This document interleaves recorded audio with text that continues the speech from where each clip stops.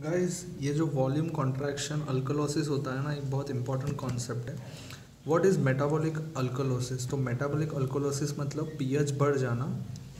It is due to decrease in H plus ions या फिर increase in bicarbonate ions.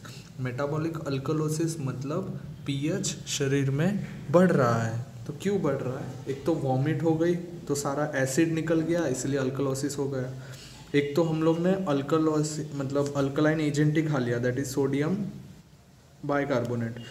या फिर तीसरा जो कॉज है दैट इज हाइपर अल्डोस्टेरोनिज्म। तो इस पे एमसीक्यूज आते हैं। हाइपर अल्डोस्टेरोनिज्म की वजह से क्यों मेटाबॉलिक अल्कलोसिस होता है, और जो हाइपर अल्डोस्टेरोनिज्म की वजह से मेटाबॉलिक अल्कलोसिस होता है उसको हम नाम देते हैं वॉल्यूम कॉन्ट्रैक्शन अल्कलोसिस। तो ये कैसे होता है? तो समझ लो कोई एक पेशेंट है जिसका बीपी हाई है, तो उसको हम कौन से ड्रग्स देते हैं? डायूरेटिक्स। अभी डायूरेटिक्स जब भी देते हैं तो डायूरेटिक्स में सारा फ्लूइड लॉस हो जाता है और शरीर में से सारा पानी निकलने की वजह से उसका बीपी कम हो जाता है। अभी बीपी कम हो गया तो इसके रिस्पॉन्स में हमारा जो अल्डोस्टेरॉन का लेवल्स है वो शरीर में बढ़ जाता है वो पेशेंट के। और हमें पता है कि अल्डोस्टेरॉन का काम क्या है? Aldosterone causes what? Aldosterone causes sodium का इनपुट।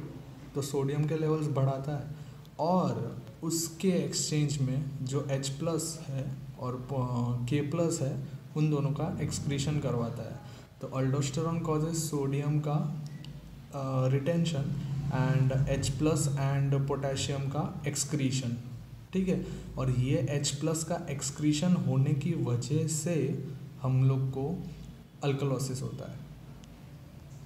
समझ में आया?